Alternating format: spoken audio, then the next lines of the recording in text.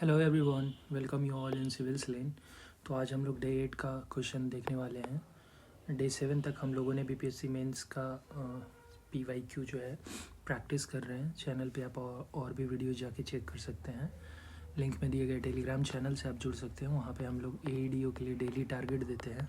और तो अगर आपके पास गाइडेंस नहीं है और आप इस इनिशिएटिव से जुड़ना चाहते हैं तो आप बिल्कुल जुड़ सकते हैं। और आंसर राइटिंग में अगर आप बिगनर हैं तो आपको ये बहुत ही हेल्प करेगा। चलिए, आप इसे अपने दोस्तों में भी शेयर कर सकते हैं। चलिए तो देखते हैं आज डे 8 का क्वेश्चन। ठीक है, तो बेसिकली हम लोगों ने प्रीएम्बल कर लिया है। ठीक है, फंडामेंटल राइट भी कर लिया है। अब डीपीएसपी के लिए डीपीएसपी का ये दूसरा दिन है। टॉपिक वाइज हम लोग कर रहे हैं। हम लोग एक टॉपिक से सारे सवाल नहीं करते हैं, बल्कि जिसमें थोड़ा सा ब्रेन स्टॉर्मिंग का ज़रूरत होता है उन सवाल को पिक एंड चूज करते हैं। क्योंकि जब आप पीवाईक्यू उठाएंगे तो देखेंगे ना, जैसे प्रीएम्बल है तो प्रीएम्बल से कभी उन्होंने डायरेक्ट सिग्निफिकेंस पूछ लिया है, इंपॉर्टेंस पूछ लिया है, फिलॉसफी पूछ लिया। तो ये सारे जो डायरेक्ट सवाल होते हैं ना, ये आप नोट्स में प्रिपेयर करते ही हो।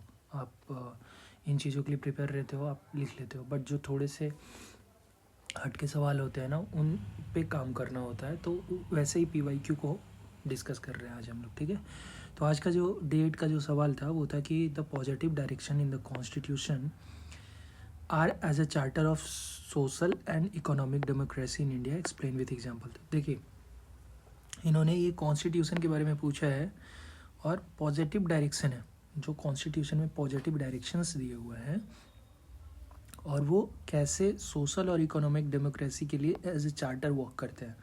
तो इसी को आपको एक्सप्लेन करना है एग्जाम्पल के साथ। एक्सप्लेन में आपको पता होगा कि इंट्रो और कंक्लूजन तो हर जगह होता है। ठीक है, एक्सप्लेन में आपको पॉजिटिव नेगेटिव काउजेज आपको बताने होते हैं, इम्पैक्ट्स बताने होते हैं। बट ये मार्क्स 8 मार्क्स का है, तो इसमें थोड़े से लिमिटेशंस होते हैं। बट हम लोग उसी तरीके से इसको मॉडिफाई करने की कोशिश करेंगे। ठीक है, तो सबसे पहले हम लोगों ने के मुंशी जी का एक कोट से स्टार्ट किया है। Constitution is not merely a legal document, it is a social and economic revolution in writing. ठीक है, इसके बाद लिखा है constitution apart from providing rights from जो फंडामेंटल राइट में है आर्टिकल 12 से 35 तक, also provides positive directions through DPSP. जैसे एग्जाम्पल के तौर पे बात करें तो आर्टिकल 21 में लिखा हुआ है कि स्टेट जो है राइट टू वर्क प्रोवाइड करने की कोशिश करेगा या उस डायरेक्शन में काम करेगा, और इसका एग्जाम्पल है मनरेगा। ठीक है, और ऐसा करके पॉलिटिकल डेमोक्रेसी के बियॉन्ड हम लोग जाके सोशल और इकोनॉमिक डेमोक्रेसी स्टैब्लिश करने की कोशिश करते हैं। ठीक है, तो एक अच्छा सा इंट्रो है। अब हम लोग बॉडी में देखते हैं। तो बॉडी में जो हेडिंग होती है ना, वो सवाल का जो पार्ट्स होता है ना, जो सब पार्ट्स होता है, उसी को लेके हेडिंग बनाई जाती है। ठीक है, आप और भी अगर अच्छा वर्डिंग आपको है, अच्छा कमांड है, तो आप और भी हेडिंग बना सकते हैं। मैं ऐसा नहीं कह रहा हूँ, बट अगर आपको आइडिया नहीं है कि कैसे हेडिंग बनती है तो जस्ट देखिए, आपने सवाल में क्या देखा, positive direction as a charter for social पहला एंड इकोनॉमिक डेमोक्रेसी। तो पहला जो है ना, हम लोग सोशल वाली का बात कर रहे हैं। ठीक है, आप डायरेक्शन लिख सकते हैं, प्रोविजन लिख सकते हैं। पहला पॉइंट में हम लोगों ने लिखा है कि आर्टिकल 39A प्रोवाइड्स क्या करता है, फ्री लीगल एड। आपको डीपीएसपी याद होगा तो इसमें आप पढ़ते होंगे कि आर्टिकल 39A में फ्री लीगल एड की बात होती है, जिसमें under legal service authorities act 1987 justice for poor is ensure. अगर कोई पुअर है, वो लॉयर या फिर लीगल जो फाइनेंशियल कॉस्ट होते हैं ना, वो अगर अफोर्ड नहीं कर सकते तो उनको लॉयर्स प्रोवाइड कराए जाते हैं। ठीक है, तो ये क्या होगा, सोशल डेमोक्रेसी की तरफ एक स्टेप है ना। ठीक है, चलिए दूसरा पॉइंट देखते हैं कि आर्टिकल 45 में ये बात करते हैं कि अबाउट अर्ली चाइल्डहुड केयर। ठीक है, तो जैसे आंगनवाड़ी वर्कर्स जो होते हैं या आईसीडीएस जो प्रोग्राम होता है, वो चाइल्डहुड केयर के लिए है। अब देखिए तीसरा और चौथा एग्जाम्पल, चूँकि ये पेपर हम लोग बीपीएससी मेंस दे रहे हैं। ठीक है, बीपीएससी मेंस, तो बीपीएससी मेंस देने का मतलब ये हो रहा है ना कि आपको कुछ पॉइंट्स जो है ना, वो बीपीएससी से रिलेटेड लिखने चाहिए। मतलब वो बेटर रहता है, वो बेटर अप्रोच रहता है। ठीक है, टू फेच मोर मार्क्स। ठीक है, तो थर्ड पॉइंट में हम लोगों ने लिखा है, देखिए चलिए इस पॉइंट को देख लेते हैं फिर डिस्कस करते हैं कि 50% reservation for women in Panchayati Raj institution in Bihar promoting क्या करता है, promote political and social empowerment. फिर फोर्थ पॉइंट में हम लोगों ने अगेन स्टेट से लिया है कि स्कीम को कि मुख्यमंत्री ST हाउसिंग स्कीम जो है बिहार में वो क्या कर रहा है, डिग्निटी और इंक्लूजन को प्रोवाइड कर रहा है।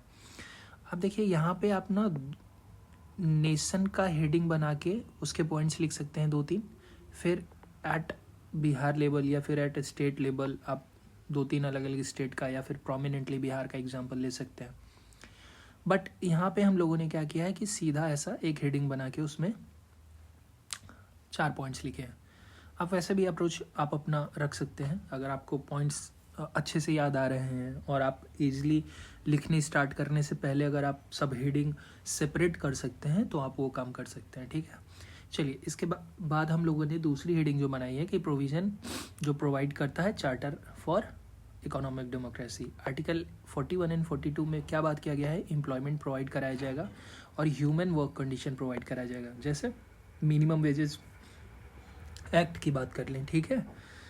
आर्टिकल 43 में कॉटेज इंडस्ट्री का प्रमोशन का बात होगा और इसके लिए क्या एफर्ट्स किए जा रहे हैं, खादी से रिलेटेड एफर्ट KVIC जो है और मेक इन इंडिया जो है, ठीक है, ऐसे अप्रोच अपनाए जा रहे हैं। सॉरी, थर्ड पॉइंट में अगेन हम लोगों ने स्टेट का एग्जांपल पिक किया है कि जीविका सेल्फ हेल्प ग्रुप की बात है जो कि वुमेन लेड होता है और वो इकोनॉमिक एम्पावरमेंट प्रोवाइड कर रहा है कहाँ, रूरल एरियाज ऑफ बिहार में, ठीक है।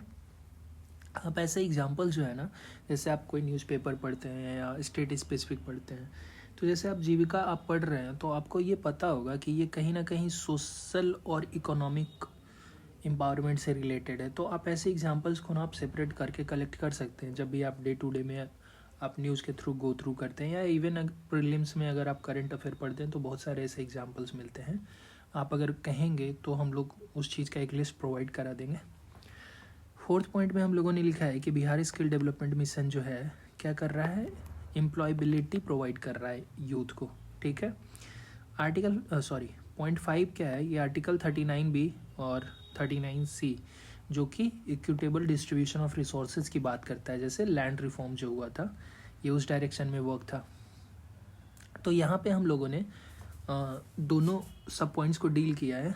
इसके बाद हम लोगों ने कुछ और पॉइंट्स लिखे हैं, उसमें ये लिखा है कि दिस प्रोविज़न जो DPSP है और जो सारे एफर्ट्स हैं ये लिंक्ड हैं, क्या करते हैं और प्रमोट करते हैं social and socially just democratic order और इकोनॉमिक डिसेंट्रलाइजेशन प्रोवाइड कराने में हेल्प करते हैं और अल्टीमेटली इससे क्या होगा कि प्रॉस्पेरिटी ग्रास रूट लेवल तक पहुंचेगी, ठीक है।